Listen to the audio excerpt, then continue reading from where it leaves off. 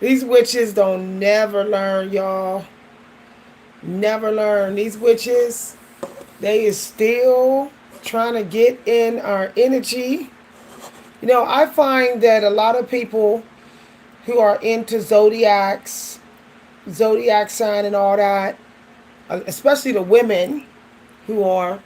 Let me get Flick, y'all. He want me to pick them up, so we're gonna wait till we get a few more people in here. Flick, you want me to pick you up? Then I'm gonna continue what I was saying. There's a lot of female witches who are into the zodiac signs, and whenever it's not their sun sign, they always try to have another woman's sun sign. I'm seeing so many air zodiac signs acting like fire signs right now. Y'all, it is crazy. Okay? They all trying to show their breasts and their legs, trying to be all a lioness because it's not their season. People need to start realizing these zodiac witches. They need to realize that there is a season for your sun sign, and switching to other people's sun energy is not going to get you out of bondage. If anything, when it's karma season come around, you'll just be stuck even more because you wasn't in your own sun energy. I'm surprised that people online don't see how people keep changing. How people keep changing their personality whenever they're stuck. Y'all know recently I told y'all I don't do those tarots that everybody's doing. I don't do those no more. The ones with the swords and all that. I told y'all I don't do them. And I'm going to do another video series explaining why the creator don't like those kind of tarots. But there's a lot of women who are into those type of tarots because they know they can monitor someone's life path, and then all they got to do is change their energy to be in that person's energy to get their karma. Women are becoming a major problem with karma, trying to take from each other. I'm gonna tell you no lie.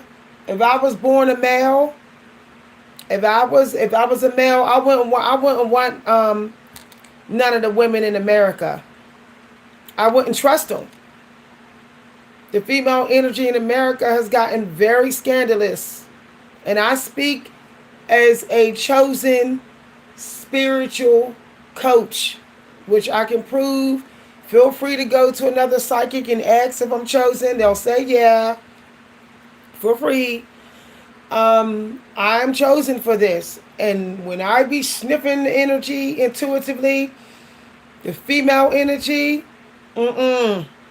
very covert, sneaky, very sneaky now, y'all. There's a lot of women who are choosing to be single because they're what they're doing is leeching off other women. So they're like, oh, I don't need a man. I don't need a man. Because all I got to do is do witch stuff and be a witch and find out what another female got and how she getting it. And I won't need no man. It's just really wild. Some of the biggest witches out here are the main ones saying they don't need no man. They don't need nobody. They cool. They think they cool because they doing those tarots. They think they cool because they using their crystal balls. Like I said, here we go again. I said somebody was in my energy and I got confirmation. These witches do not like to be in the desert. They do not like to give gratitude. They do not like to have to deal with the way they spent their money last karma season. They don't want to accept that they wasn't mindful with their energy and their money the year before, being all materialistic. Yeah, some of the biggest witches are materialistic witches. And that's the truth. That's the truth. Okay?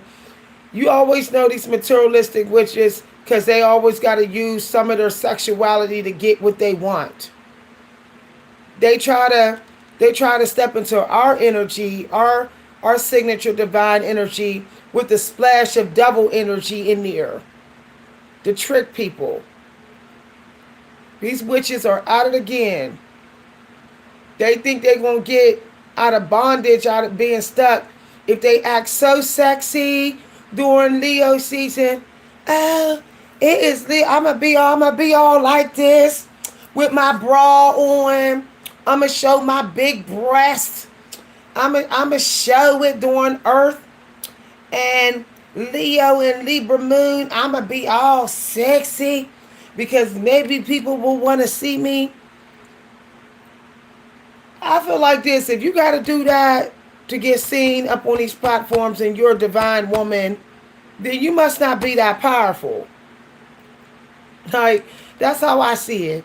When you're really chosen to be a spiritual leader, you should be able to show up in your robes, even with a hijab on if you got to, fully clothed, and still do God's work.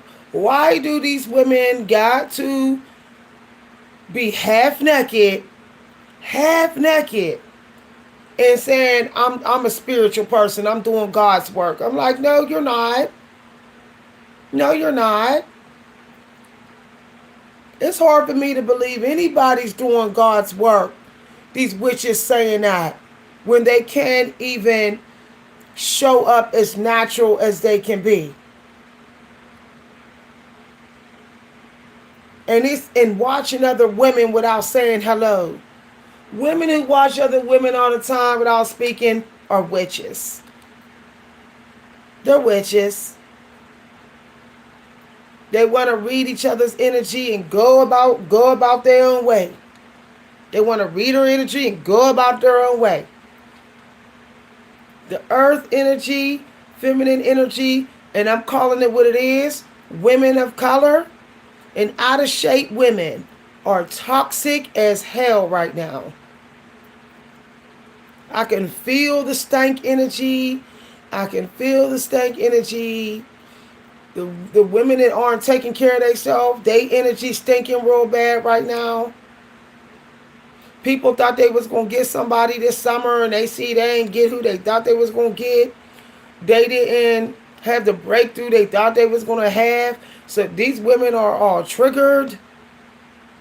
They triggered up in the salons. They doing everything they can up on this platform. They sitting up at night half naked in their videos. Y'all. I said I don't do tarots no more with the cards. And now the women is trying to be me. Now they like, oh, I don't do the swords cards no more. Yet they did them already. Those tarots with the swords are very addictive, y'all. If you're going to use cards, I'm talking to anybody that's watching, including the witches. If you're going to use cards, you need to be about energy, not about somebody's business, love life, money, all that. That's none of nobody's business. Like, I don't even want to know a stranger's business like that. I got my own business to worry about. Like, I don't want to dwell on your business when I'm still trying to get through mine. I mean, how are these sword tarot card readers dealing with all that energy of someone else's business, personal life, love life, sex life, all up in their energy while they trying to deal with their own energy? And then they wonder why they can't manifest nothing else but a tarot card reading with a $20 donation. Why they can't get the downloads I'm getting. To be a powerful spiritual leader, you got to mind your own business. You have to wait till people come to you, asking you to help them with their personal business. Other than that, you just deal with the energy. That's all you talk about. The energy and the karma. If I use cards now as energy and karma, I'm gonna talk about the chakras. We're gonna get into chakras. It's if you're into chakras, you can get you cards for chakras. But I don't care a darn about who's man and what you struggling with this project, and you got this obstacle with this person. No. I'm not giving out no free unpaid therapy to complete strangers. I don't even know who's watching me. That's what I would be doing if I did the sword tarots. All up in somebody's personal business. And there's people that come in here just to try to get in mine, because they don't even know what to do with their energy without trying to tap into mine. Meanwhile, they manifesting my obstacles. You get in my energy, you better be ready to get my obstacles. I was talking about that earlier. You be up in somebody else's business of their energy, their personal life, and you want to see what they're struggling with, so you think you need to not struggle with that. You better be ready to get whatever obstacles that they got. Everything that comes with it. Like the genie said in Aladdin, everything that comes with it. Be careful what you wish for. You make a wish to know somebody's business, doing little secret readings and stuff and all that type of stuff, to go on doing Capricorn and Aquarius moon, because I know that Aquarius moon. Aquarius can be a tarot card reader. Oh, they want to go ahead and do their little cards. And oracles and stargaze and spy on somebody's star chart and all that type of stuff. They better be ready to deal with their obstacles. You don't get to nitpick. I'm going to take this of this person's energy, but I ain't going to take that. No, the creator say, you like it so much, take it all. Take it all. You want to be in my energy, you better be ready to deal with this grief that's deep down in me. Over losing my mom, dad, my brother. You better be ready to possibly lose your mom and dad. When you try to mirror someone else's energy, you also get whatever their losses were. You also get whatever shadow energy they might be still lingering in their life. You get that too. You get that too. And then people let us say, this is spell work on me. No, you was up in somebody else's business. You put the spell on yourself. This is real talk, y'all. This is real talk. Some of these witches don't know that they still a receiver. They think all their stones and all that stuff is blocking them from receiving someone's bad karma or losses or shadow energy. They think they can do their little Aquarius tarot card readings and stuff on people and not get their negative energy. No, you getting it too. Okay? You getting it too. Like, people shouldn't even be using psychic tools if they're not already intuitively powerful. You should be like real good intuitively before you even think of doing cards, because then you'll become dependent on them if you're not. You won't even trust your own intuition. You'll constantly need to do cards for confirmation.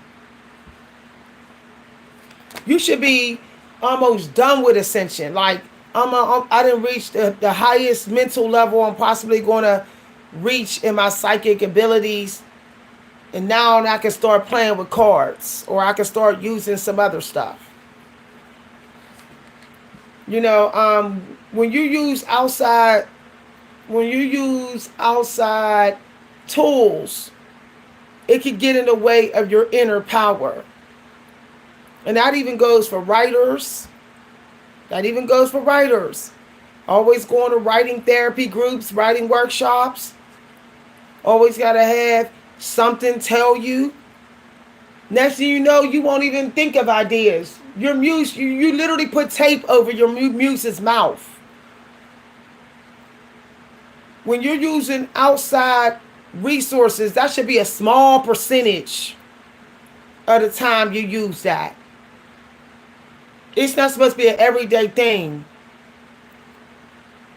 You should have personal experiences that will help you access Akashic records intuitively to be able to give a lesson.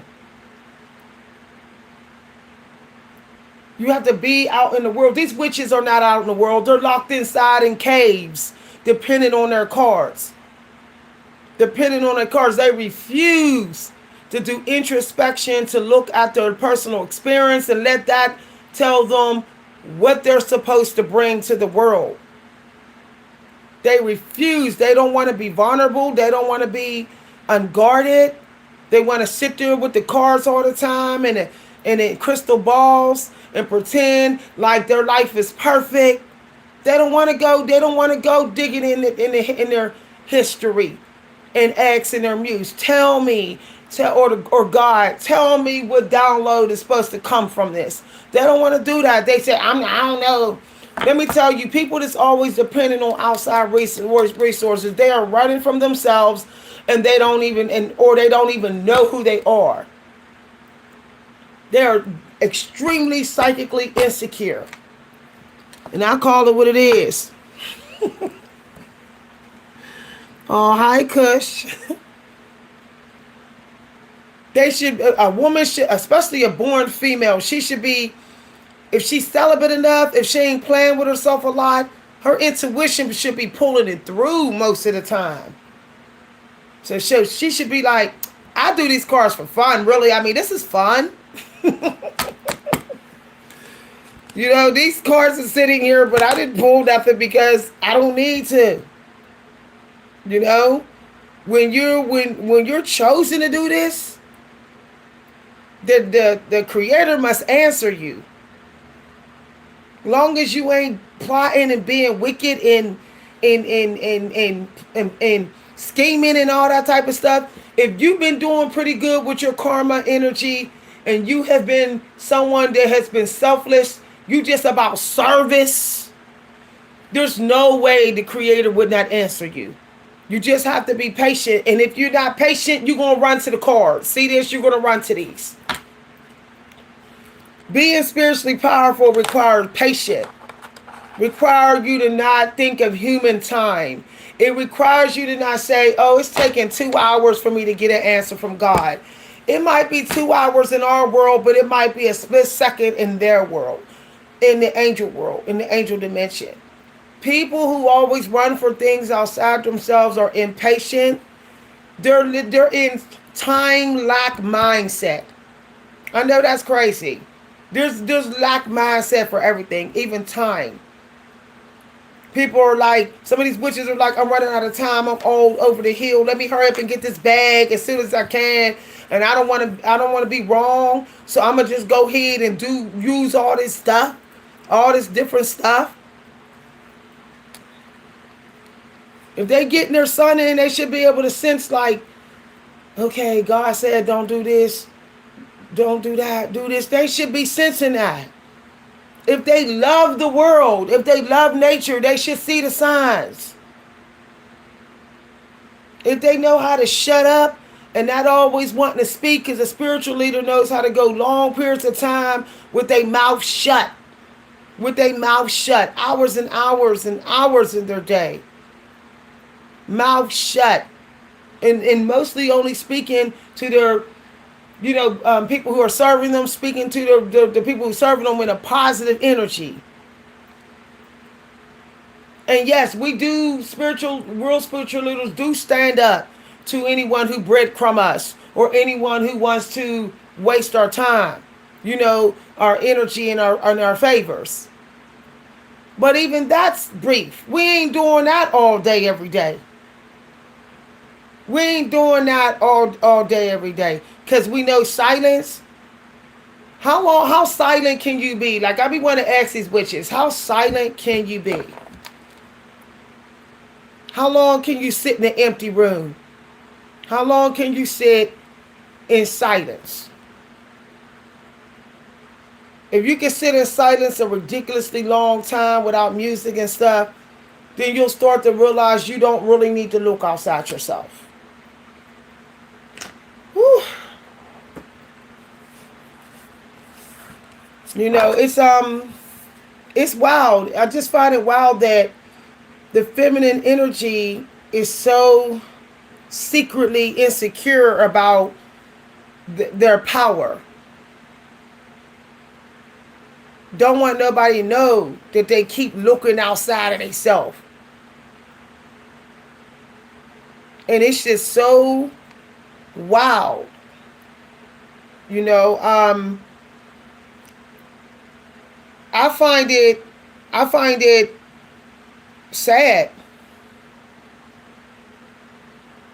I find that they're not dealing with something in their life that's pretty bad for them to be so codependent on something that will give them access to God. And I'm even speaking of the Christian witches. They too. Oh, let me go get my Bible. Okay, I thought you was intuitive. If you are really connected to God, why can't you sit in church without your Bible? Why can't you just be quiet up in church and listen? Why do you have to always go to the scriptures? No, I feel like this. If I'm going to use scriptures, even something like this, I'm going to be like this. One, I'm not sitting 2-3 hours in church with the scriptures in my hand, because then I'm disarming my natural powers. Then what I'm doing is I'm not being nothing like the saints, because the saints, when they go up in the mountains, they go empty-handed. They know what they brought inside is the real Zen. This is not the Zen. This is not the Zen. Cars is not the Zen. Even what you think you're getting from nature, it's not the Zen. You cannot get Zen from nature unless you brought it there. You get what you brought. And if you can't get it, it's because you didn't bring it. This is the realest talk for witches. For low vibe people who may think they're high vibe because all of a sudden they're confident and feeling sexy. If in your metaphysical realm, it's not the lessons from your introspection, then you cannot get what you think you're going to get from this, from the nature or the books. It has to be already a part of you. You can't find a problem to solve for society if you didn't show up with it. And if you try to show up with somebody else's problem to solve in society, you're going to find out that you can only go so deep. You're a surface teacher. You're gonna have to, you're meditating and trying to go deep and deep to get deep into that record. And then people start to think you're a phony. Like, why do you gotta meditate so deep to get into that lesson of that problem if God gave you that problem to solve for people? No, you must have got that problem from somebody else. I know that's what I would say about that person. People want to solve, women want to solve problems that they ain't got no business solving. Problems that somebody else is dealing with. You solve the problems of the world, problems that you dealing with. That's what you're supposed to be the teacher of. And if you doing tarots, you trying to find somebody else's problems. You ain't qualified. You're not qualified. You're not qualified because you're not even in the middle of going through those problems. And not in the season that they're giving up doing the problems. You could have had the same problem. But if you didn't have the same problem in the season that they're having it, then you're not qualified to teach it. Doesn't matter if you see it in their tarots. Y'all, my videos be getting deep. I'm qualified to open this journal and teach whatever comes out in this journal, because it's either an echo of a problem from my past. It might have showed up in one of my dreams, or it might be a problem of somebody who I'm dealing with, so it became my problem because we connected. So I'm qualified. This is why I'm not using nobody's tarot to find a problem. I don't got time to be trying to hack the record to get in. I want to be able to get in it like that. Hi, everybody. See, I just opened. Just open the book. If you're if you if you're just trying to help, then whatever you are chosen to help in is because you are also helping yourself. It amazes me how people think they can sit there and be like, oh, I'm helping you because I see what you're going through. And I'm like, okay, so you must have a story to tell me. You went through this and in this season, you must be able to share that story with me. And if somebody be like, oh no, I didn't go through that in that season, no, I don't want to hear you then. I don't want to hear you. Because going through a bad relationship in your 40s is different than going through it in your 20s. So why would I want to hear someone help me with that if I was going through that, really bad ending in a relationship? I'm not going to want someone in their 20s who went through it help me go through it, and I'm going through it in my 40s. No, the season ain't in alignment. Okay. So see, look, you are already approved. Period. Y'all come through. Did I not say? People trying to find ways with these cards and stuff to prove that they're powerful and that they got what it takes and all this stuff. The creator saying you already approved. Stop trying to prove your power. Stop. Okay? I know I was wondering earlier, like, is going forward with my spiritual plans, my workshop, my documents, should I continue? That was the question I had earlier. The answer is yes. Approved. Now, what are you think? What are you are worrying whether you can do it? Okay, you are already approved. You don't need so much outside confirmation. I realize, first of all, if I'm not approved at doing what I'm doing, I'm sure the karma will tell me. But I don't need confirmation of my power and what I'm doing for approval. If I have been chosen, and when I say chosen, my soul is marked with it. We all are marked. I don't know why people don't realize that. If the Antichrist is marked, so are we. If you know your mark, if you know things about you that have proven how you're marked and what you're chosen to do, then don't ask whether you're approved. You don't need confirmation of other stuff to tell you if God approves of it. You know. You know by your previous abilities. Like, I know God approves of me as a spiritual leader because God has given me the power to future see sometime. God has given me the power to look at people's pictures and see things that have happened to them and their future, or to be able to see their spiritual team and spirits around them. So I know that I'm supposed to be a spiritual leader. Why would God give me those kind of eyeballs? So if I'm going to go in, if I'm going to start teaching spiritual stuff, I don't need to worry about whether God approves. What I need to worry about, if God approves of whatever motives and intentions I have. But if I know my motives and intentions is not to rob the angel dimension and not to take advantage of people, then I know God approves.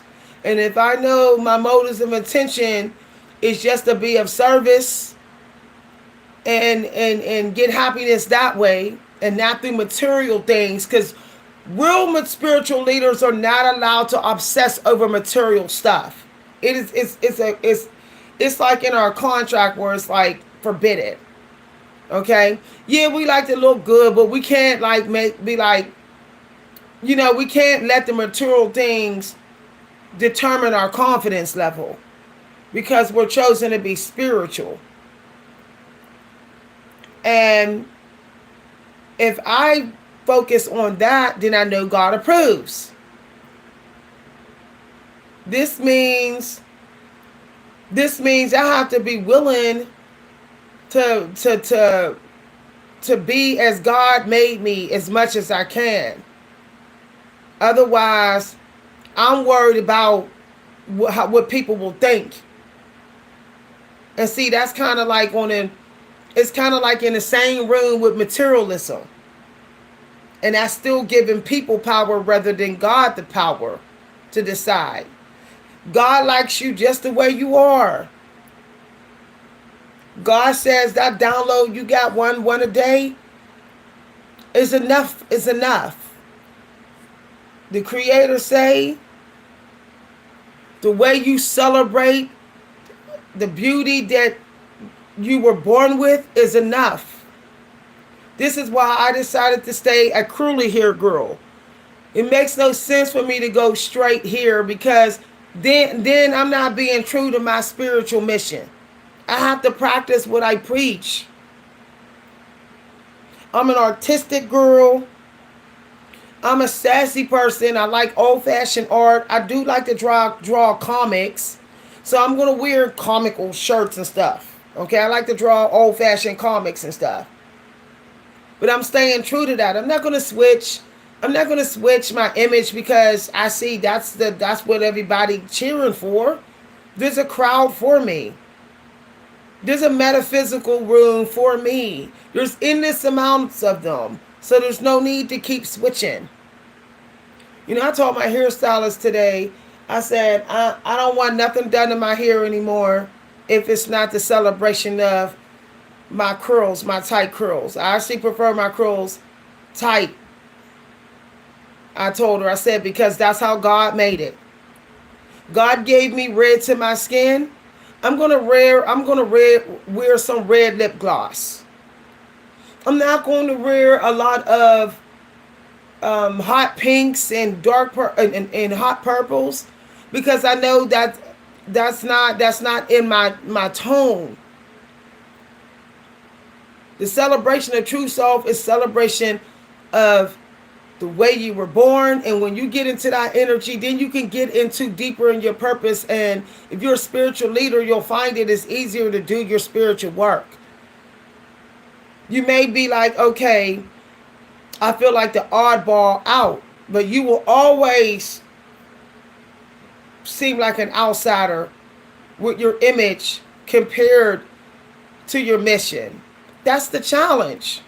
That's the test of everybody who's supporting you, to see if they're going to still believe in you, believe in your mission, even though you came in a package that they're not used to seeing. We are all used to seeing spiritual gurus come as white men or Jesus, the Christian Catholic Jesus. We're used to that. We're used to seeing tarot card readers and psychics come as East Indian women, Asian women. We're used to that. We're used to spiritual gurus sitting around in robes, long hanging robes.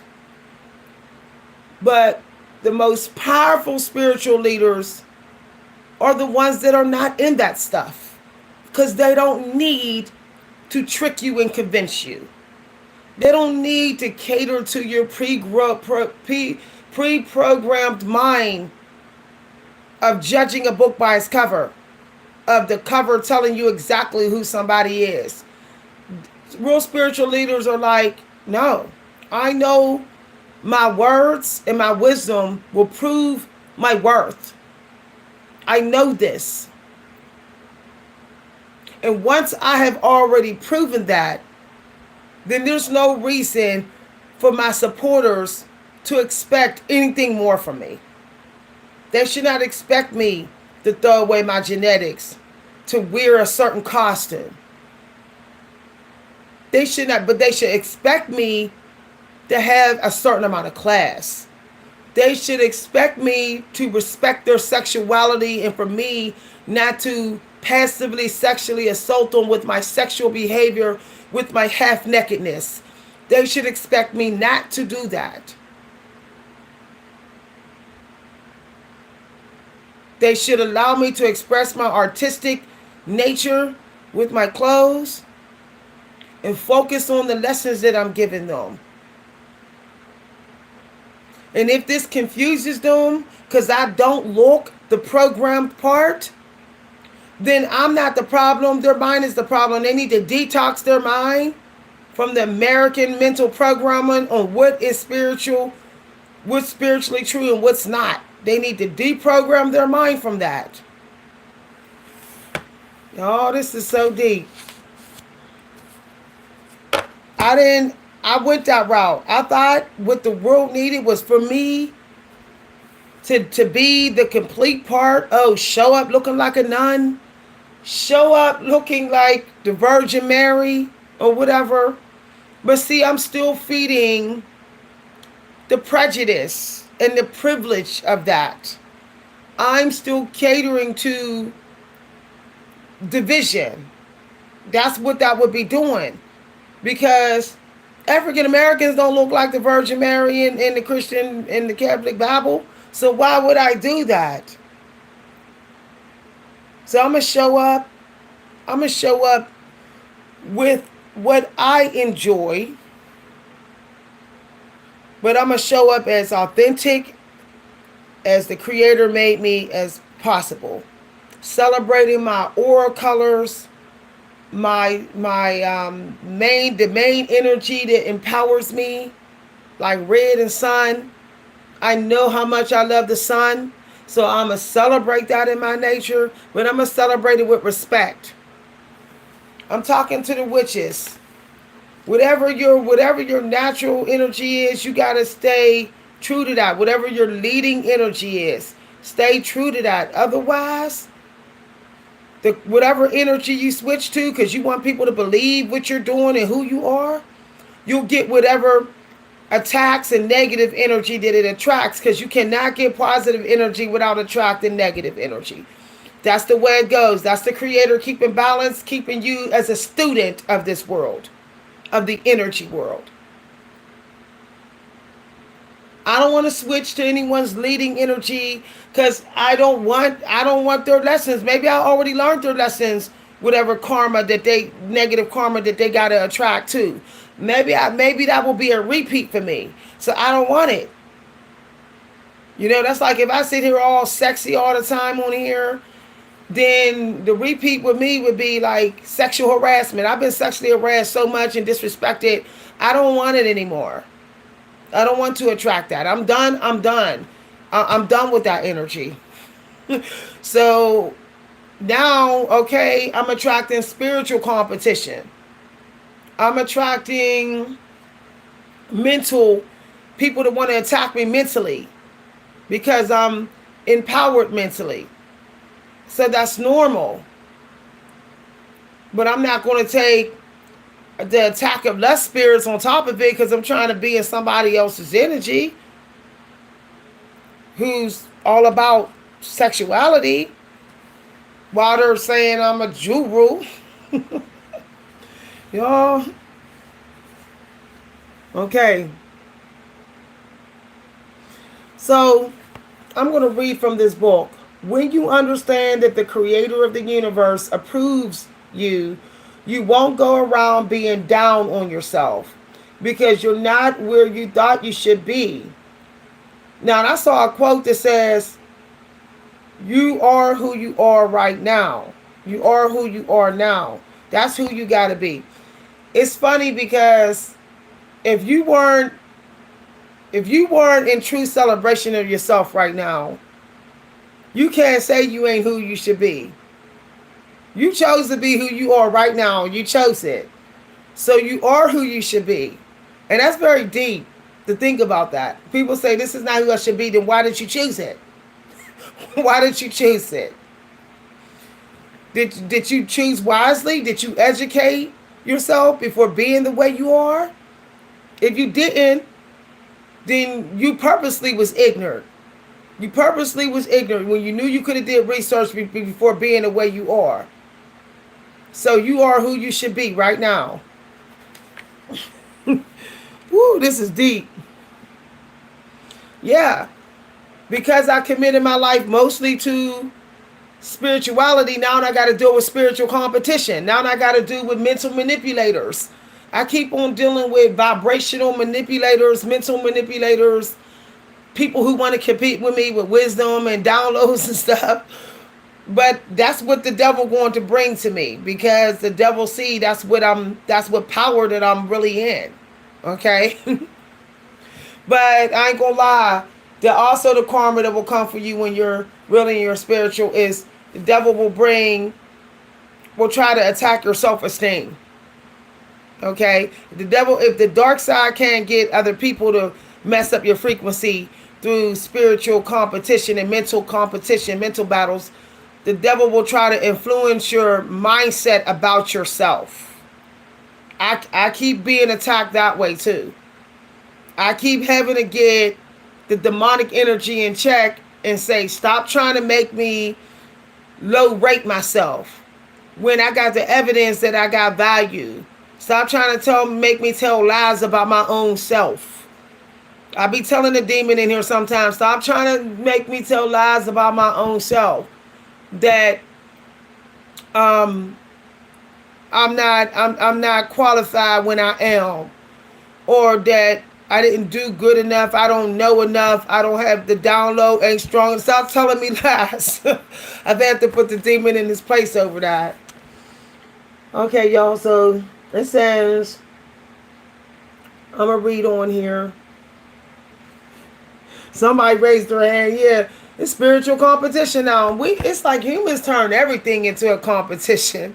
Why can't we just do what we doing and say, you do spiritual stuff over there, I do spiritual stuff over here. No need to compete. You know, God's approval is not based on how good you are. It is based on how good He is. Okay? So when we get into that, so God doesn't determine your worth and what you're doing by how many mistakes you made. That's not what it's about. Your value don't decrease because you made mistakes in what you're doing. Your approval and value is based upon the goodness within you when you were doing it. This is why some people, they can't figure out a way how to do better.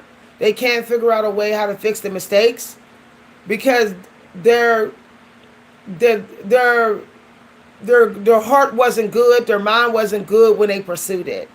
It was coming from vanity and just for themselves. They was in it mostly for themselves, or they thought they can hide their true intentions from God. And as soon as they made a mistake, the answer didn't come. But God knows your intentions. God knows the little whisper that's down in the core of your heart, of your plans of why you're doing what you're doing. And that whisper will determine, the angels, when they hear you whisper, they will determine whether to roll in your favor when you make mistakes, whether to help you clean it up. Okay, whatever you did wrong by mistake.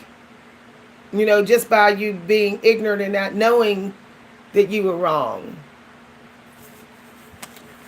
Like when you're creating art and you made a mistake, or when you're teaching and you make a mistake, the Creator will come in and help you, provided that it didn't come from a selfish place when you pursued it. This is why if you want to write great work, if you want to create great art, you have to be like, I want to give this to the world. It can't be, I'm just doing this for myself. I hear people say, I don't write for nobody else, I write for myself. And I say, that's exactly why you don't have progress. It's very humbling to say I'm writing for the world too. That's very humbling, because you are open to their perspective. Then you'll give it your best. Then you know that the world can be critical and judgmental, but yet you're still doing it also for the world. That proves that you believe in what you're doing so much that you're willing to put it in the line of fire and trust that God will get it through. You see what I'm saying, y'all? All right, so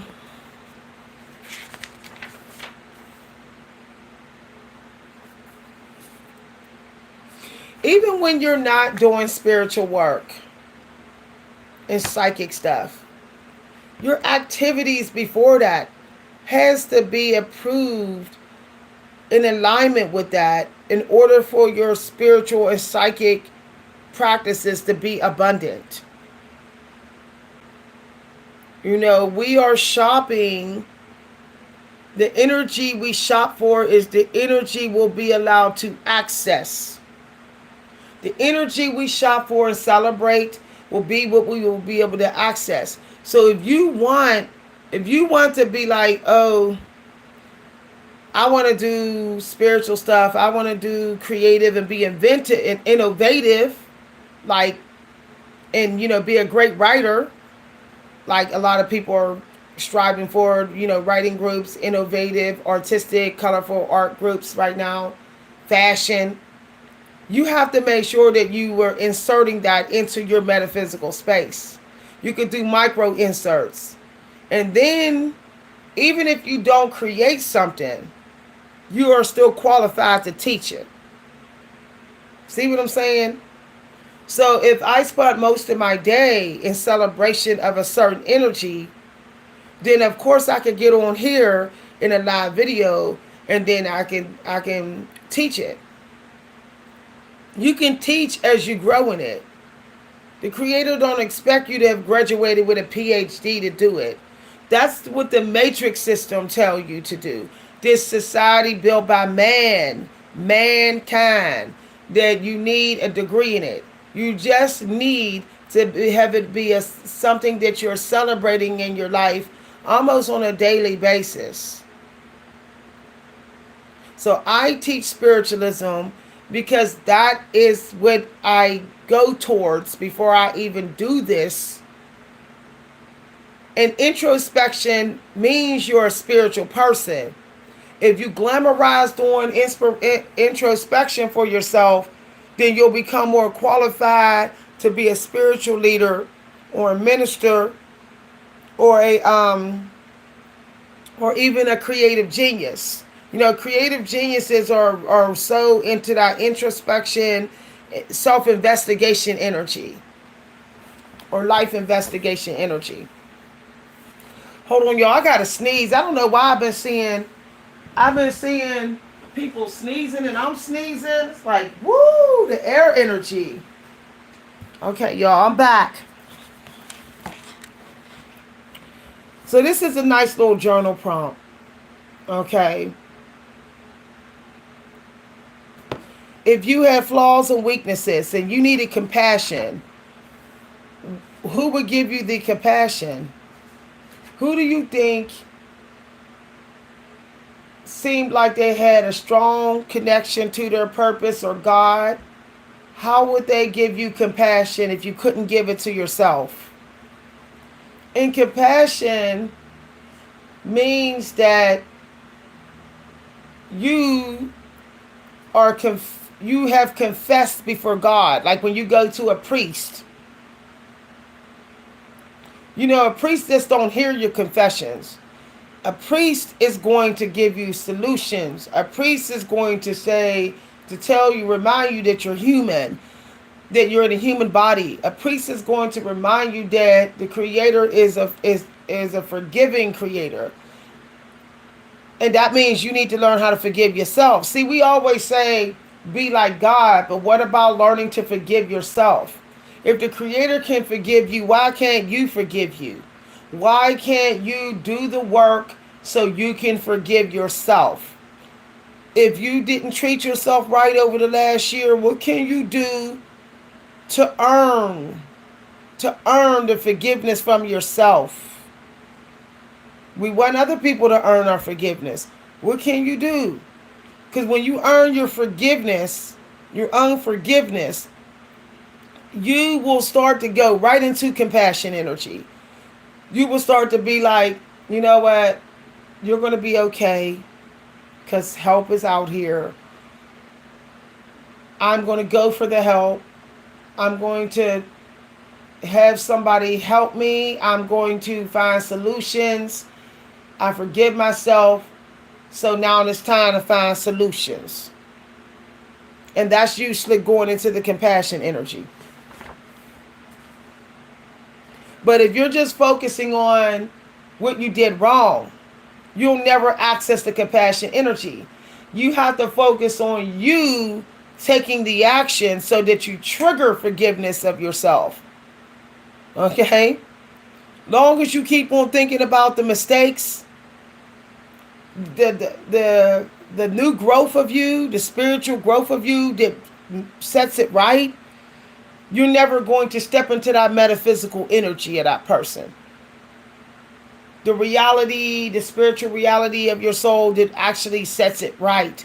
You're never going to step into that being. So instead of always thinking about how you did wrong, the mistakes, you need to always end it. You know how they say rise after falling? Rise after falling is how you speak of the fall. It's not just how you stand up and confront what made you fail. It's how you speak of yourself when you have fallen. That also rises, like your spirit rising, and then the body will follow. So when you fall and you say, you know what, I admit that I failed. I'm not gonna live in denial. You know, I came across a tough lesson. How about speaking it like that? Now I'm not gonna call this an obstacle. I'm gonna call this a tough lesson that the Creator then gave me an opportunity to learn. I have the opportunity to learn a tough lesson. That means I have an opportunity to get some other abundance. Because lessons lead to abundance. So I'm actually be thankful of this tough lesson. But I can't get the abundance for me or my family until I start speaking of a positive spiritual version of myself that is taking action to benefit from this hard lesson. Whether it's I'm rising after I fell from the hard lesson. I done rose. I done took action. I done spoke a certain phrase. You know, sometimes there's a one signature thing you got to say in your mind. And that's all it takes to get yourself rising after falling. Do you know that most of the time the answer to rise after fall is literally right in your face? Like the Creator already knew what your tough lesson was going to be. So the Creator started giving you the warning signs, giving you a chance to get ahead in the tough lesson, to be prepared for it. But we don't see it because we're glamorizing energy that's not good for us. That's not for us. Because the energy might be good for somebody else, it's just not for us. So, for example, I was so busy glamorizing, thinking about when I was a people pleaser and missing people who I was people pleasing, that I wasn't seeing the real warnings and answers that they had for me. Your enemy has answers for you. They think that they're not abundant for you. They think they're not. They don't eventually become your footstool. The moment someone takes advantage of you in some way, they are already your footstool. It's like instantly. They are put in a position where they have to do something to serve you, even if they don't know that they're serving you. They may think that their actions are just for themselves, but really it's for you too.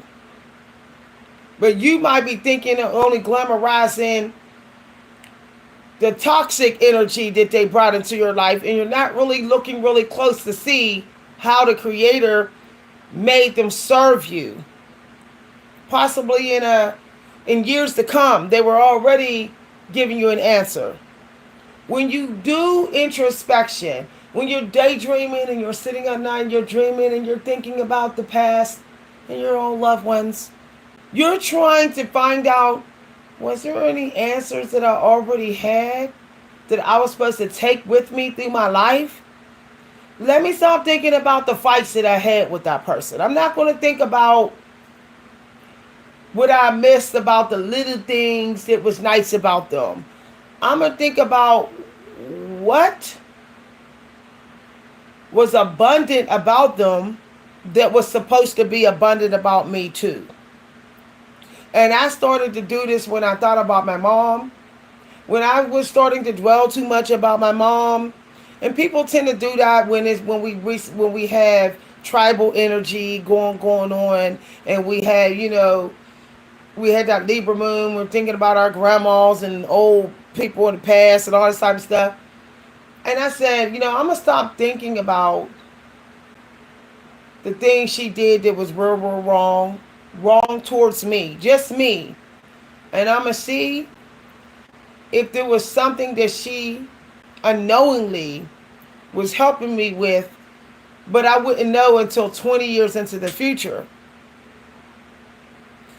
What gave me this idea to think like this was when I was at the salon yesterday and we were talking about Andy Warhol. And suddenly I remembered how Andy Warhol was trying to preserve the 1970s, I think the 60s and 70s, he was trying to save that time period. And then I said, you know what? We're not looking at how the enemy from a certain time might have been abundant for us. We always want to preserve time with things and objects. We want to know, how is this serving us? How grandma's dishes serve us? But what about actually looking at the smart choices that they made? Like, yeah, we might not like how our parents did us, but they did make some smart choices for themselves. And I have a right to go shopping in my past. Whether they're dead, they could be dead. I could shop from their metaphysical space, because guess what? They left it. They left that energy when they died. My mom left her favors when she died. So did my dad. Their memories is left for us to shop. Memories fade when you feel like they're not worth of any value to you.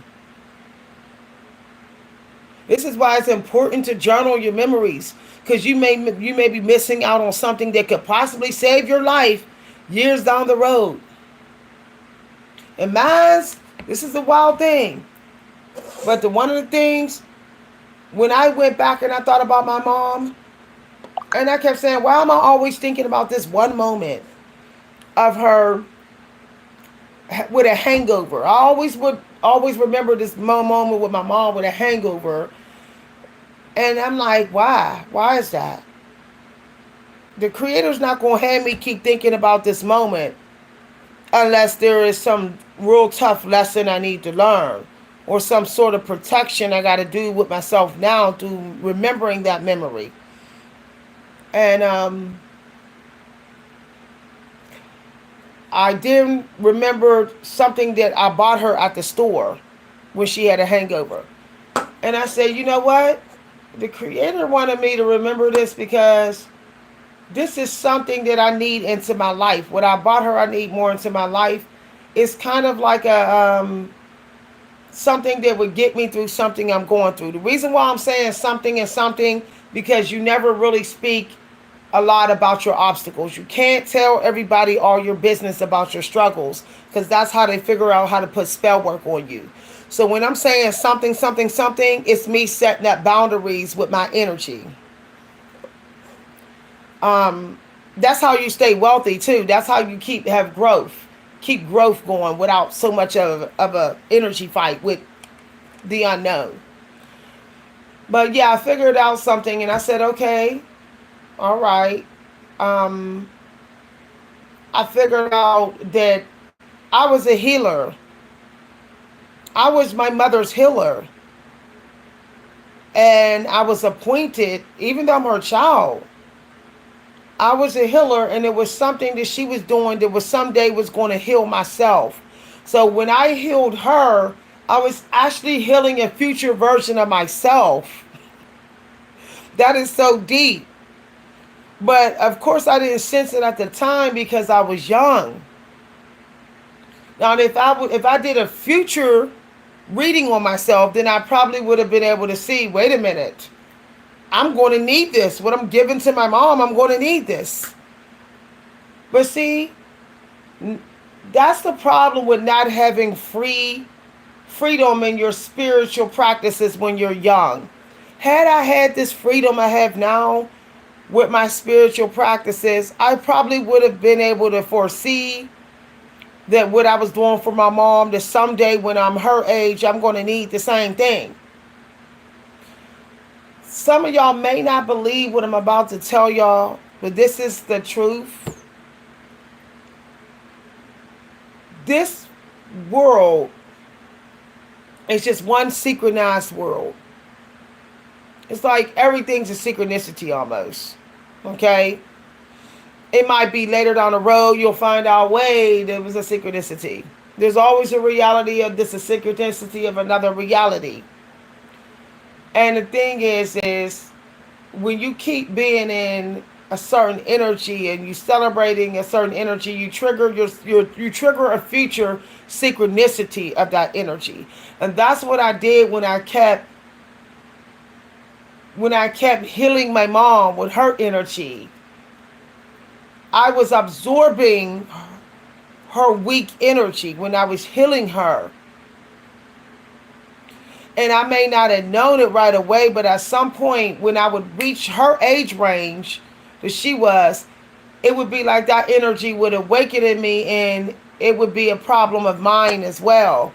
So I would need to remember what I did for her, so I do the same for me. Oh, this is a deep conversation.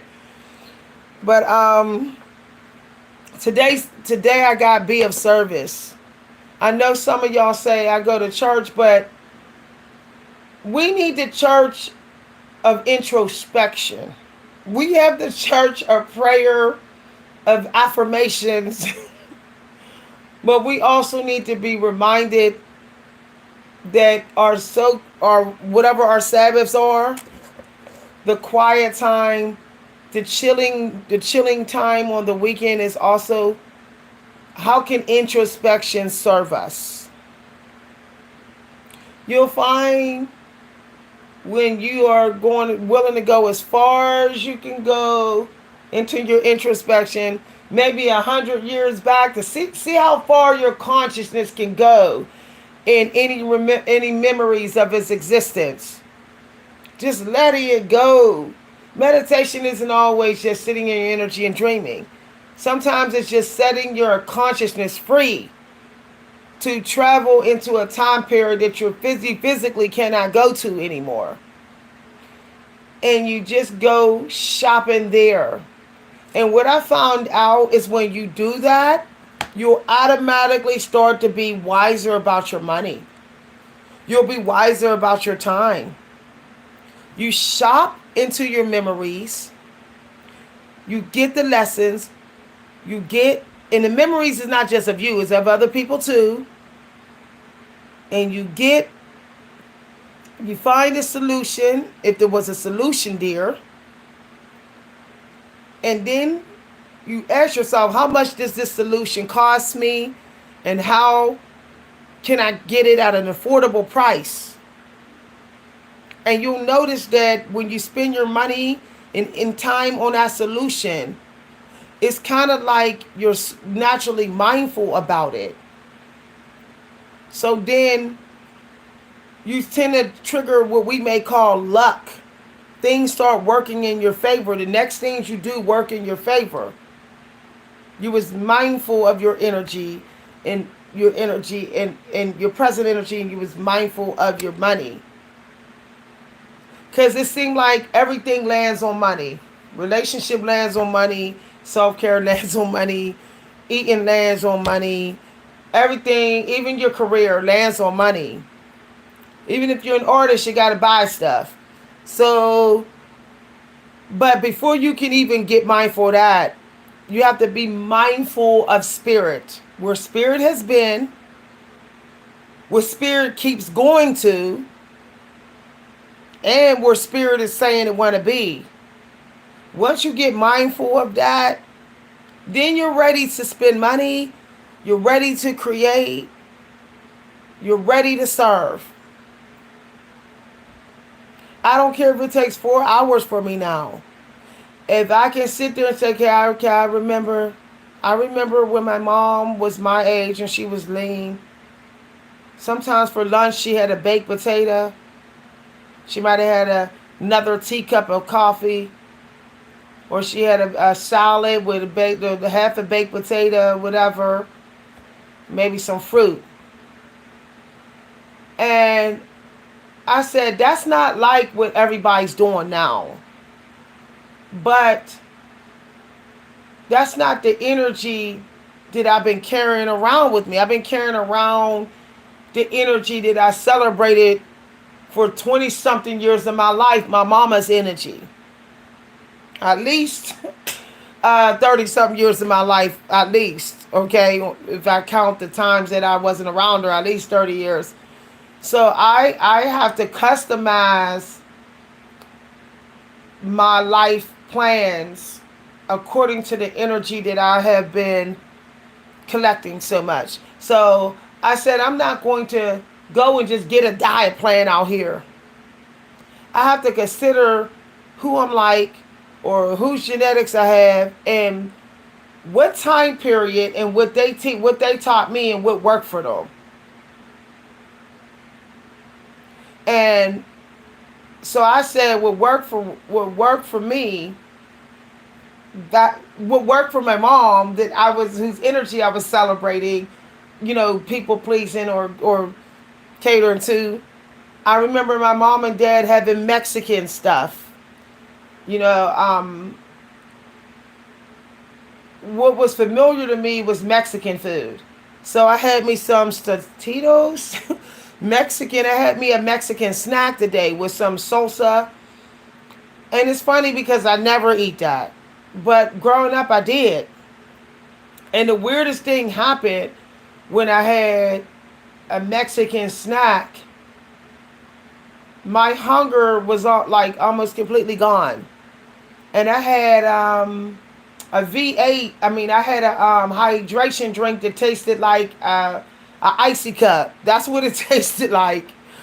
And I remember back in them days, we would have Mexican food as a snack, and then we would go outside and go get icy cups. So I was kind of tapped into what worked for me and what worked for my mom when she grew up, and worked for everybody else around me whose energy I was celebrating. I strongly believe that a lot of us would not have to do all this reworking if we just stick with the spiritual version of ourselves that figured it out. At some point, none of us were the way we are right now. At some point, we figured out some things that would never put us in the obstacles we're in now. We have to trust that the time period and the people that have gone before us, they still serve us. The memories is serving us. We do not need to do this time period. You do not. That's why I roller set my hair to lock in the moisture.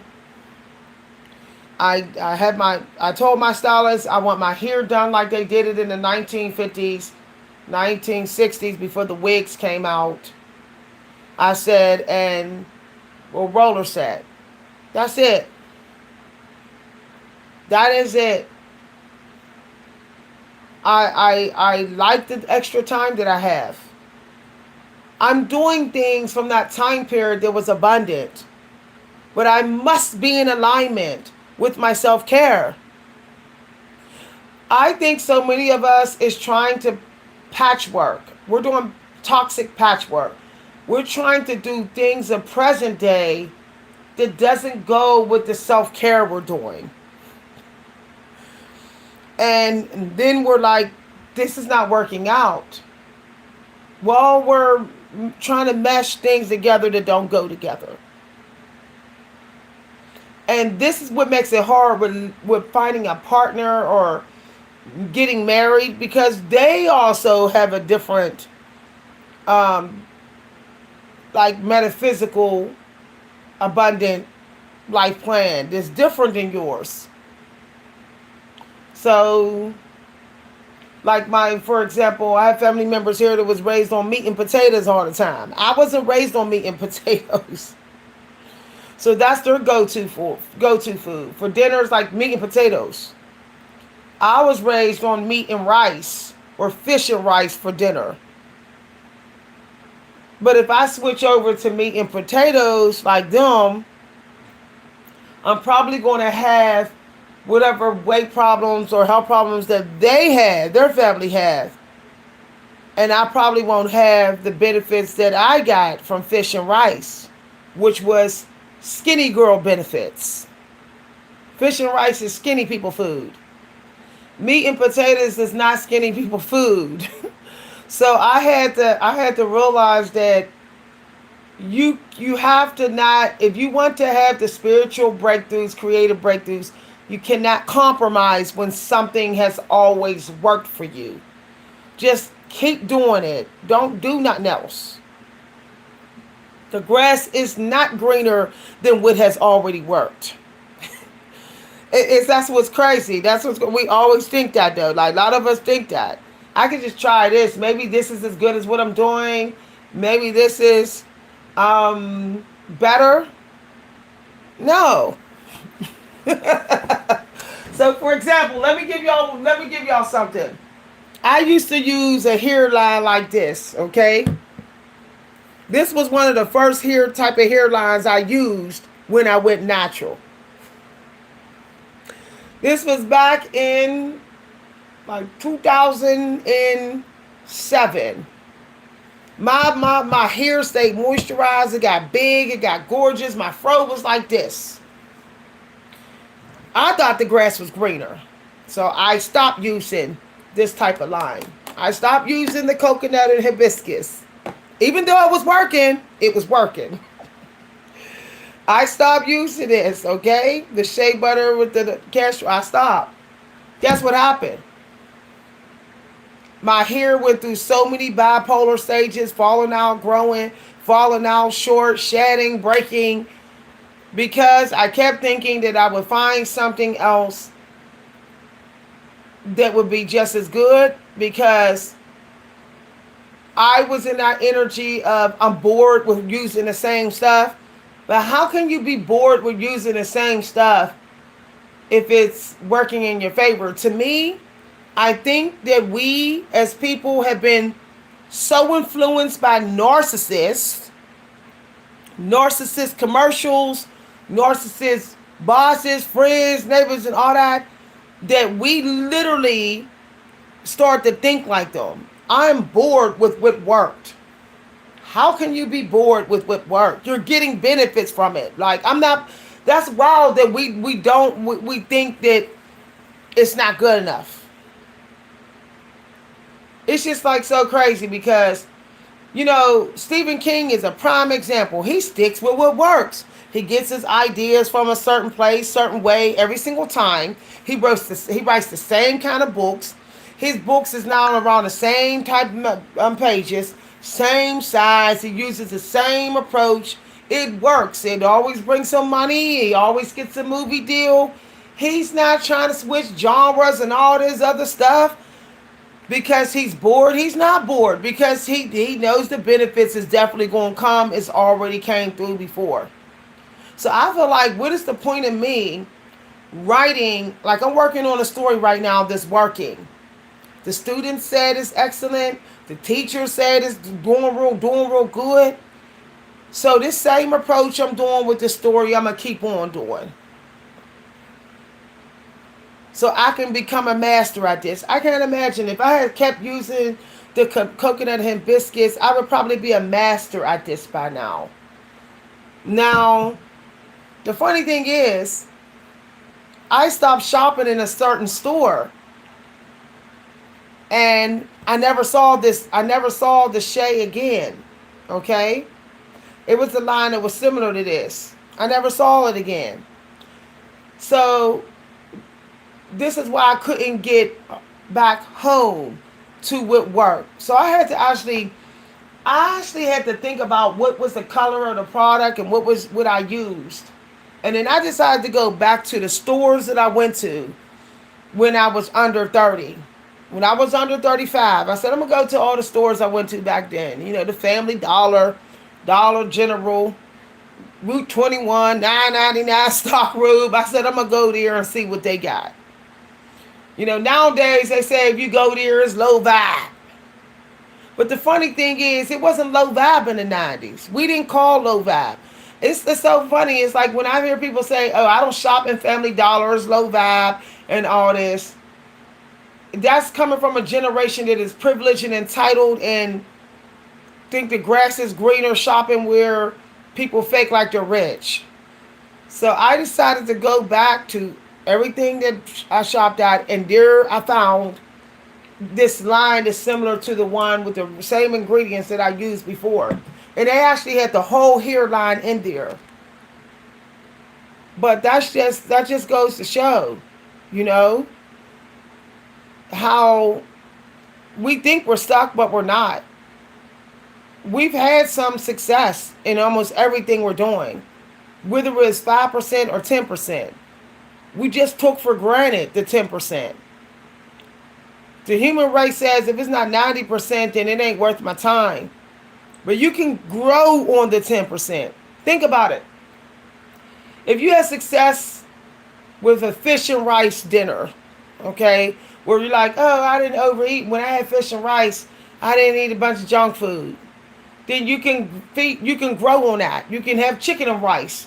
You can have, beef and rice. You can have, add something, little vegetables in the rice. You can build off of that. Just change one little thing about it so you don't stop doing it, but you don't get bored if you think you're getting bored. But you don't need to do something totally different. And this is what caused delays. It don't always be that somebody put spell work on you. You cause delays because you won't build on what worked already. This is why when you go to classes and the teacher gives you a process and you actually do it and it works, you need to stick with that process. That even goes for your spiritual practices. For example, when I use this Oracle deck, it always works. It never fails me. Never fails. I don't need nothing else. I don't need nothing else. I can literally just do this, and that's it. The power of one. Okay? If I don't like, if I get bored with the cards, I can just do different type of readings, but with this same deck. Like if you get bored with your diet plan, you can just cook it a different way, add different spices, put it, add something to it, but don't abandon it. For example, like people say, I get tired of doing cardio. Stop walking in the same place. Stop walking at the same speed. Stop walking with the same people. Stop listening to the same stuff. Go on a different app one day a week. Listen to different music. Talk about something else on your phone. Talk to somebody different on your walks. But don't stop walking. Woo! Walk a different way. Walk on the other side of the street. But keep walking. There was people who asked me, when I drive fast and water fast and I do it so frequently and I'm good at it, people say, how do you do that? It seems like it is effortlessly. Because I keep doing it, but I do it different places. So one day I might be at the library all day while fasting. Another day I might be at the museum while fasting. Another day I might be on a hike while fasting. Another day I might be working on a project all day in my room while fasting. But I'm still fasting.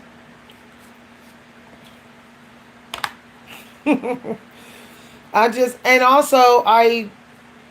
go and have something in nature that always worked to get me through my fast. So for me, it's like sunbathing. Sunbathing gets me through my fast. Daylight gets me through my fast. It doesn't everybody. Some people found that they if they start fasting at night, they get through their fast. For me, it's daylight. If I fast at night, I'm going to be tempted to eat.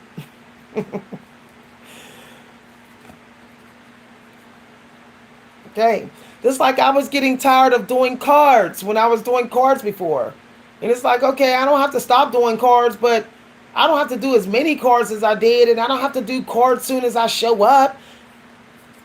And it, change something about it so I could not stop doing it.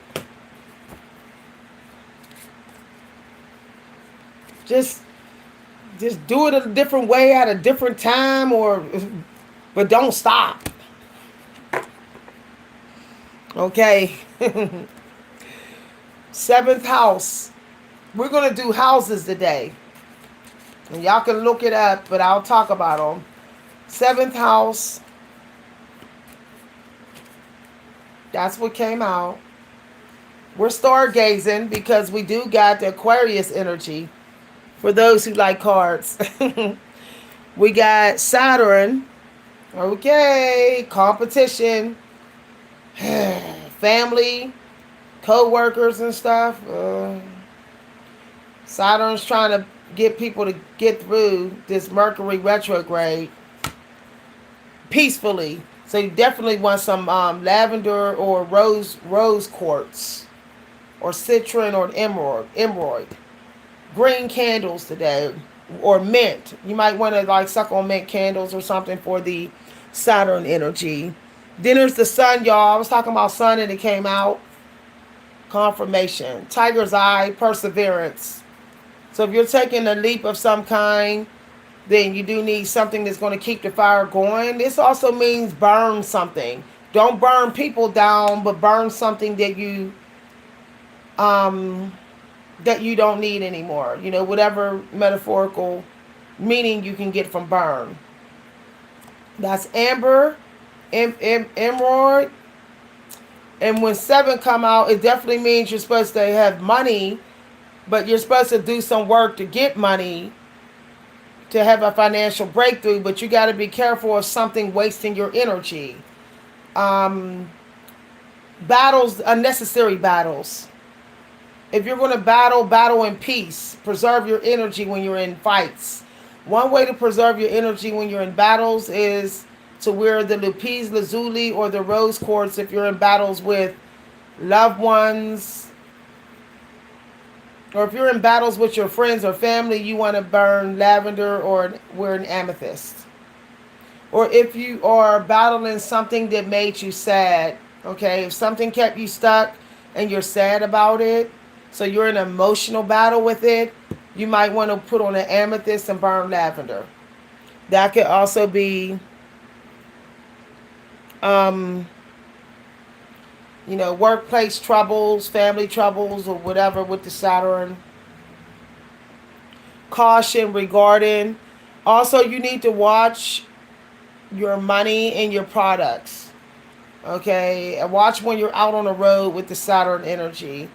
You might deal with people that have road rage because this is traffic. Okay? Be careful of when you're traveling, not to leave nothing or lose no money, or also be cautious about how you're spending your money. You need to be mindful, especially with the Virgo retrograde Mercury. You need to be like budgeting your money and smart the way you're spending your money. So don't be quick to just spend your money on material things. You may also need to do some watch your banking.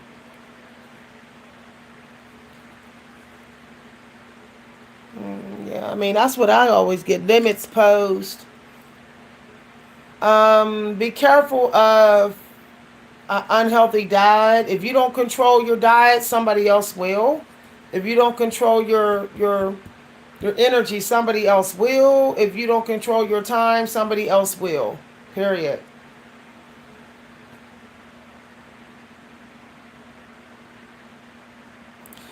Some of y'all may have people that want to block you. So with the Saturn.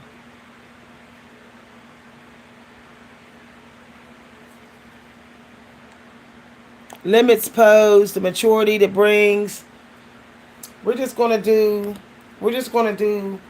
planets because We had, I think, a Libra moon, and then Virgos can also be hermit. Virgos can still be oracles because hermits can be oracles.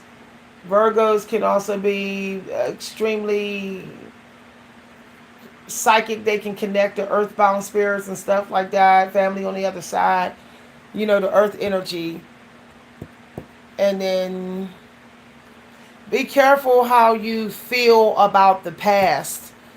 Letting the past affect your current energy. Be careful. It's not here, but it's what I'm getting intuitively because of the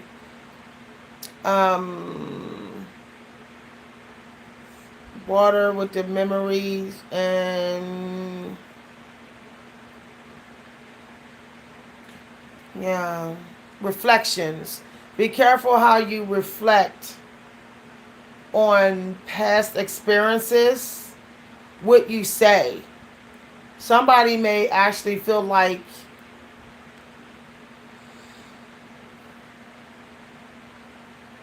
somebody might try to punish you because they feel like you might be critical or something with the Virgo and the Saturn. Just be careful of being too critical if you're fighting for your own perspective when it gets into um, stargazing, the clarity that you have. Somebody might not have the same clarity as you. When we get into the Aquarius energy, and so your clarity might shake things up and people want to argue or might keep something going back and forth. Yeah.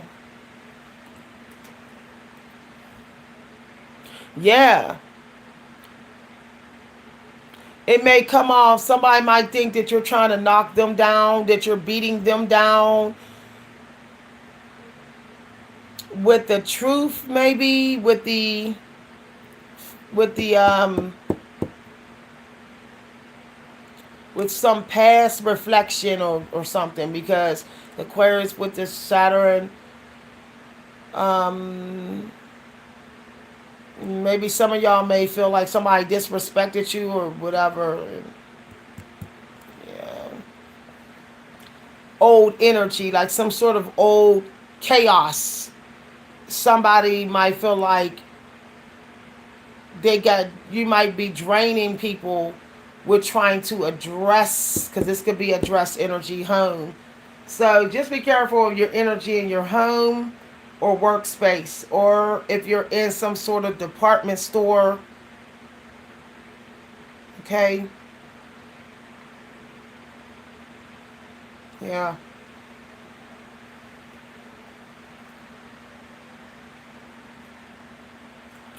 Let me see here. You don't want to block, like you may end up being late on a manifestation if you are putting your energy, if you're bumping heads with someone. So make sure you're not like bumping heads with somebody over and over and over and over again. It's not a synchronicity because it's not going to get anywhere. It could be somebody just don't want to feel your pain. If you're in pain, somebody might not want to feel it, and that could trigger bitterness, because that's earth. It could be bitter. Hi, everybody. What I find is when I start to get too bitter, I'll be like, let me go ahead and serve. When somebody get me in bitter energy and combat energy, I'll be like, oh, this is the devil trying to drain me. So I'll get online and quit on here, and I'll start helping y'all, or I will do something creative. Body sculpting. If you're trying to get a smaller waist, dancing might help. Okay, dance the bitterness away or something. Yeah. With the Saturn, definitely you might want to burn some frankincense and some sage. Some of y'all may benefit from a road trip of some kind here. It can help you to walk among the trees or something, because that's like trolling the trees or something here. It's not saying it's on the card, but I'm just, yeah, I felt it when I touched that card. Woo!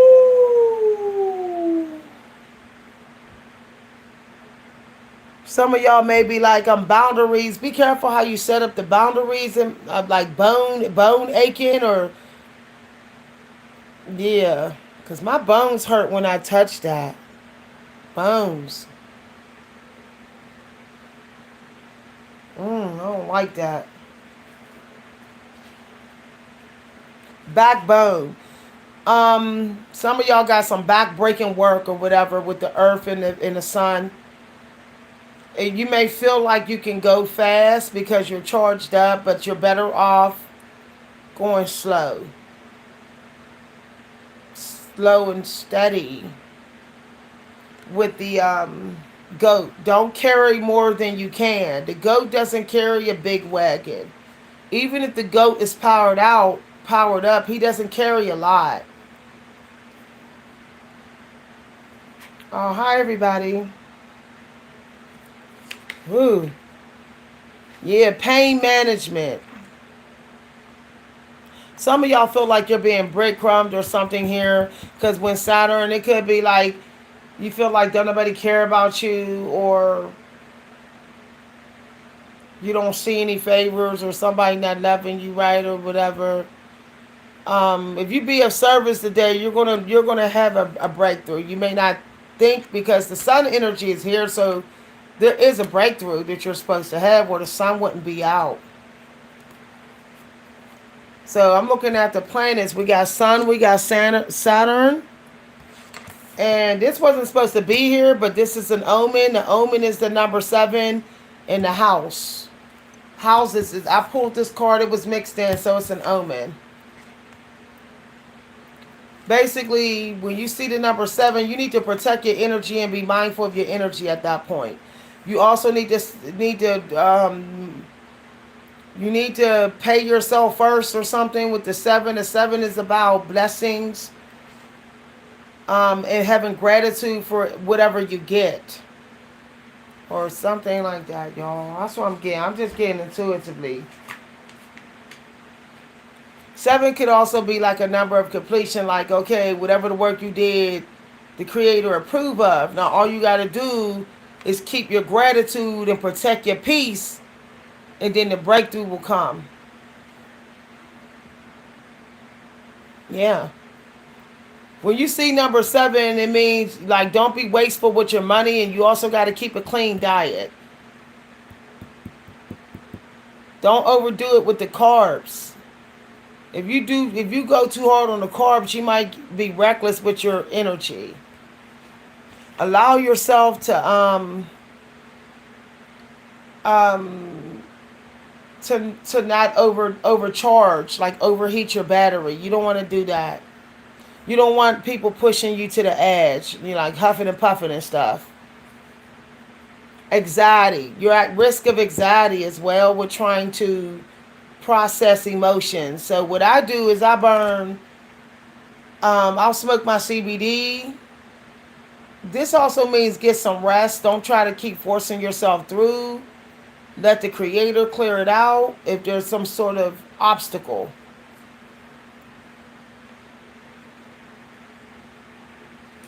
Now that it say this, I can hold the cards up, but it's just what I'm getting. I'm thinking about some of y'all feel cheated, maybe cheated, because that could be tricks and cheats and stuff, and some of y'all feel like y'all was cheated out of some energy or some favors or some attention or recognition. So, you may end up getting pissed off or whatever. But Saturn is to teach you how to handle blocks, how to handle how to handle people disrespecting your energy, how to ground yourself when someone pushes you over the edge. So doing root work, I guess, herb and gardening, and maybe experiment with doing clay work that can help you to feel like you got some control over your energy in life. Yeah.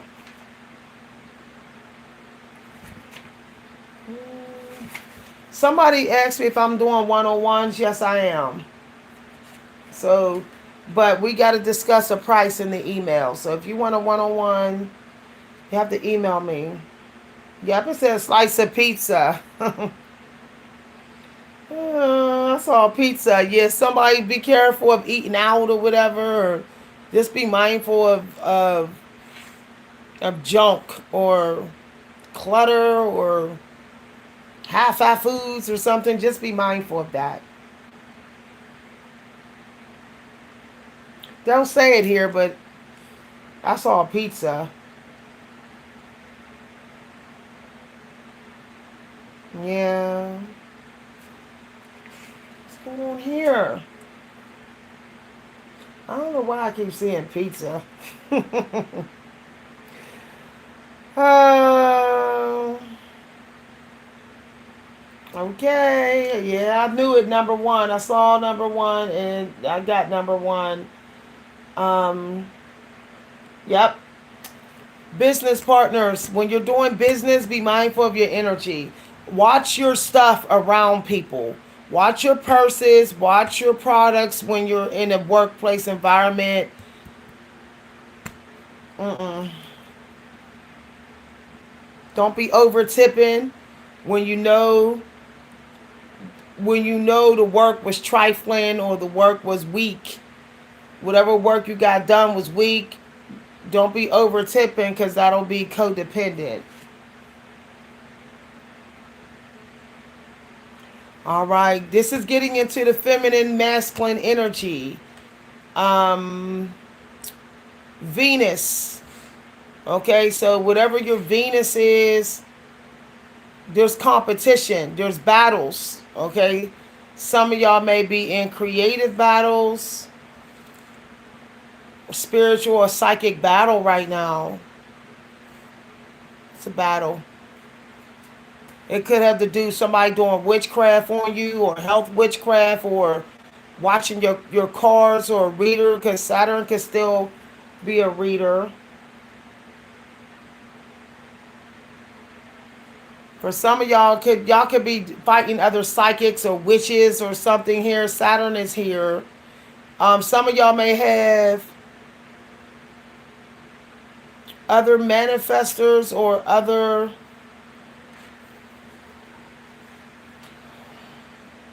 spiritual people competing. Could be very competitive. It's real petty or I mean it's not coming out, but it says Venus and it says yeah. Some of y'all might have somebody trying to rise like you or trying to take you down as you rise. This is wild. As soon as you step in your spiritual power, someone's trying to use possibly your rank or spiritual power to climb because this could be climbing energy. Somebody could be trying to have a breakthrough they're not allowed to have, and it could be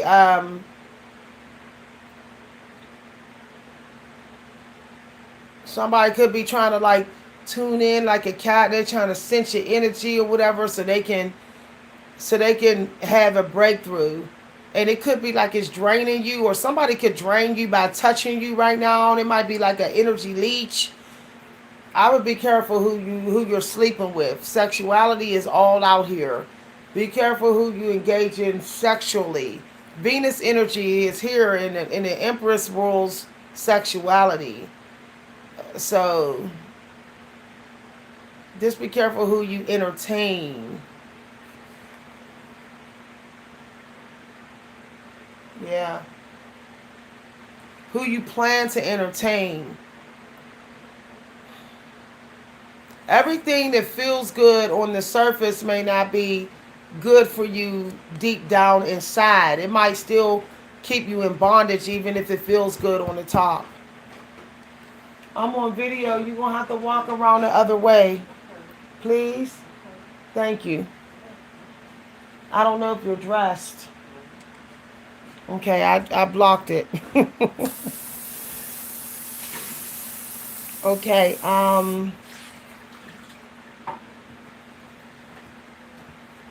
yeah. I would be careful who you collaborate with. It could be some recognition or opportunities coming, but something could be tricky. So, mm, y'all I'm just saying, y'all, that's creation energy and taking action. So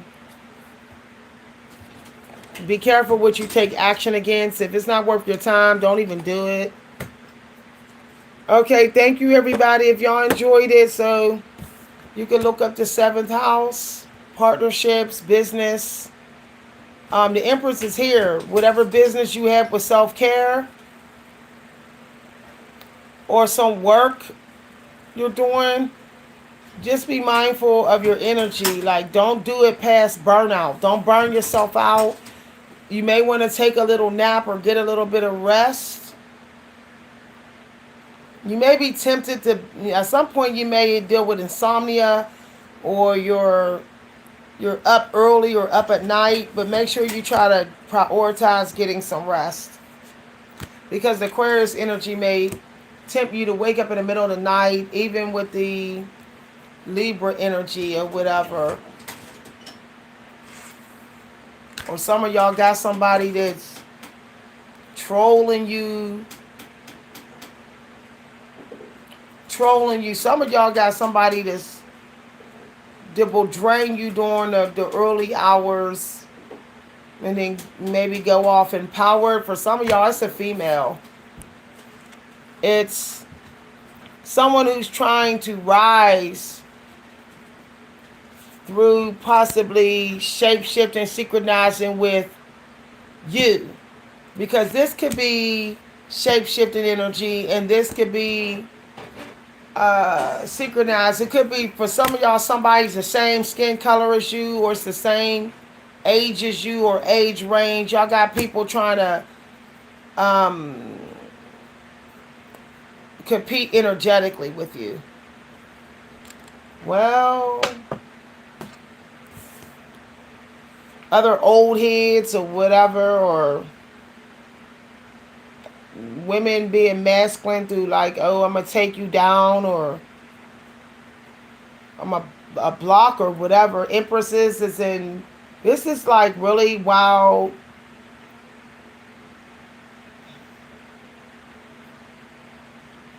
It's like the Empress is under attack or whatever. This is ridiculous. Well, people gonna learn the hard way attacking Empresses. Disrespectful, breadcrumbing, and trolling and just being reckless towards the Empress. Stingy with the energy. Some of y'all may feel that way, but that's because, or stingy with the work. Somebody might be trying to get you to waste your time, money, or put yourself in bondage or whatever. It doesn't say this, but the order of the cards is suspicious to me, and intuitively it just seems like there's some sort of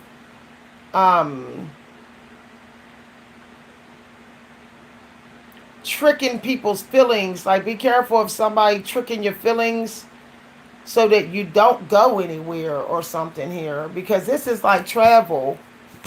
But it's like, if you get in this energy in a negative way, and you don't travel and you don't be of service, your sun's going to go, you're not going to be in your sun energy. You're not going to have no movement.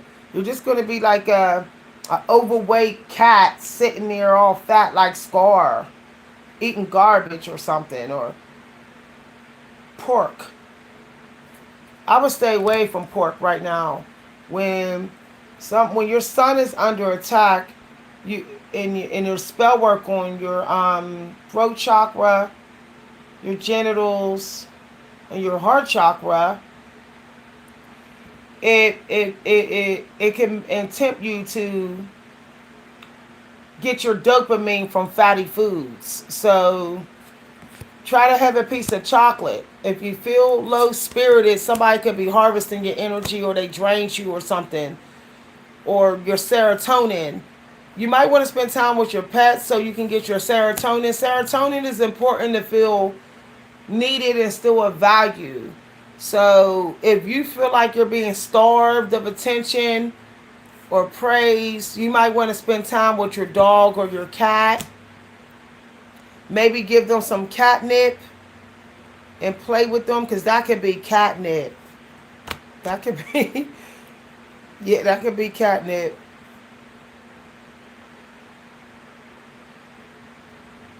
Yeah, play, get some toys out or something and play with your pets or something of that nature. If you need a massage, go get one. Definitely. You might want to get a pedicure or get your feet nails done, or some grooming with your hair. The Empress is here. Hair care, feet care, throat chakra care, back. If something, because as soon as I touched that, my back started to hurt. So, yeah.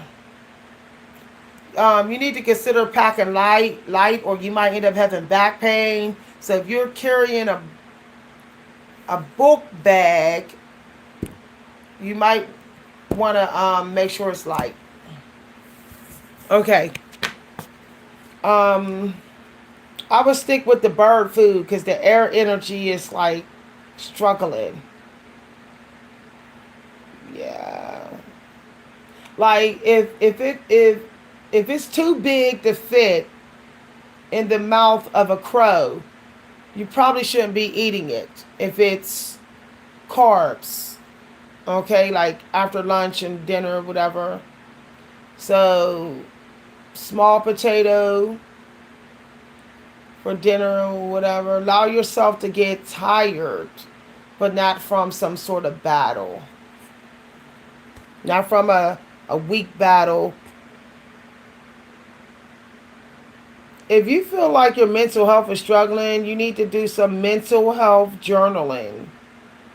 Let me see why. Let me get my guiding cards out, because that'll give us a little bit more clarity on the on that energy.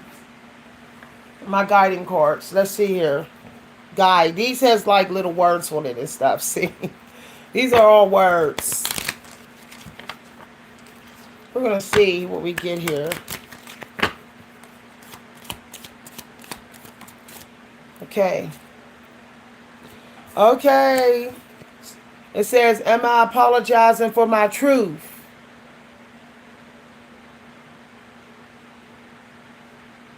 Courage is contagious.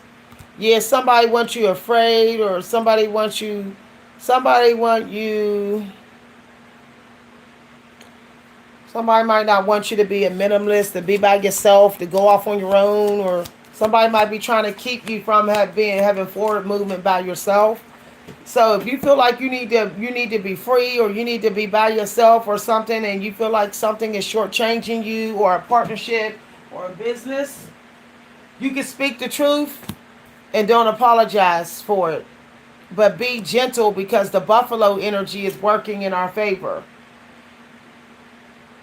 It came out, y'all, right after I said it. Look, right after I said it. Whew, child. Stillness, being still, being able to be still before you make any decisions. Don't rush in and make an irrational decision. That's what a low vibrational buffalo would do, or bull.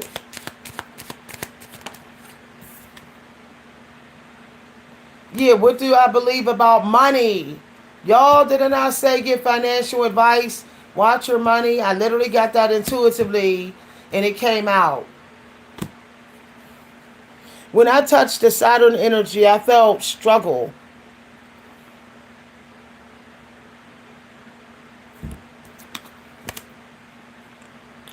Today, are there any beliefs you need to upgrade to create the results you are wanting most in your life? Write out your money story. It is time for a sacred shift. What will your next chapter be? How does your relationship with money affect your current situation? Do you believe you are worthy? So what this saying is, don't be codependent on anybody's energy. Like it's saying you're worthy for somebody to invest their time and money into you. Like, don't be somebody that's just doing stuff for free. Don't keep doing things without getting paid. So it's almost like you got to make sure that you're taken care of too. You can't just always take care of everybody else's needs. Okay. Yeah, who can you serve? This could be something needs to be marketed or sold. With the buffalo.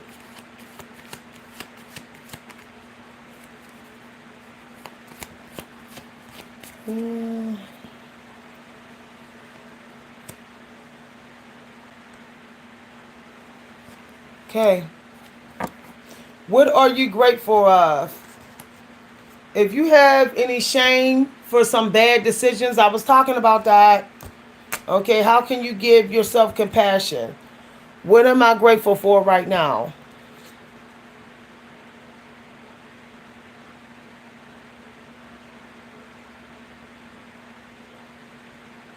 Think of 3 things for which you are grateful of today.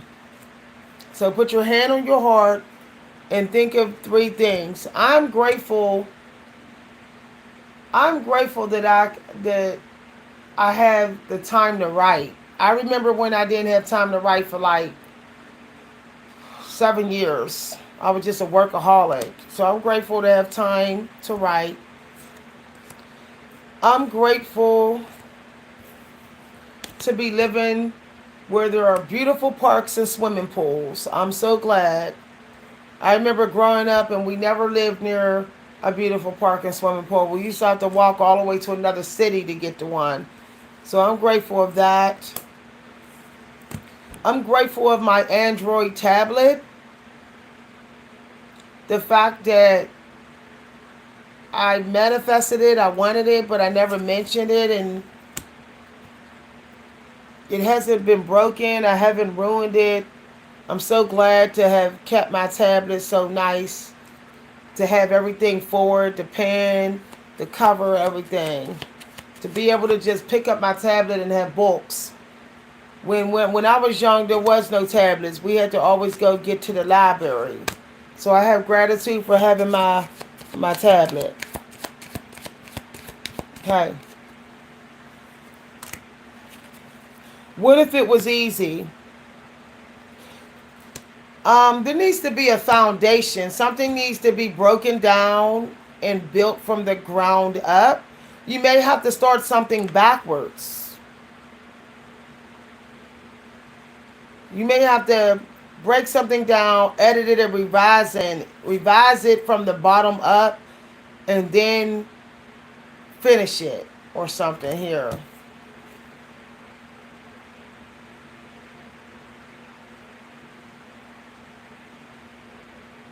Call in the stars to help you make it easy. This could be actually seeking help, even possibly on YouTube because of fire energy, or looking at your resources to help you make it easier to finish something. For some of y'all, it could be like using some sort of um, product or software. Maybe Grammarly, because the Virgo energy, retrograde Mercury, you could feel bogged down mentally with trying to clean something or edit something. You might have to hire somebody else to do it, or yeah. Make somebody earn your help.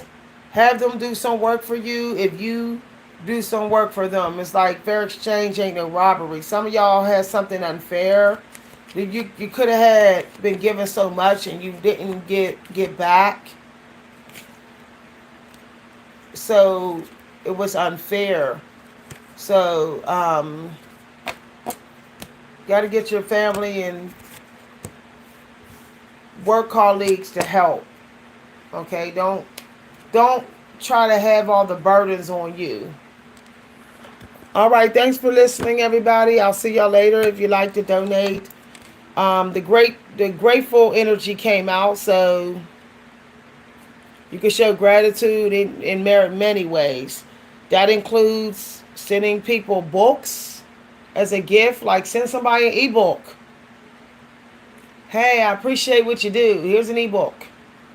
You know, the earth energy is unstable.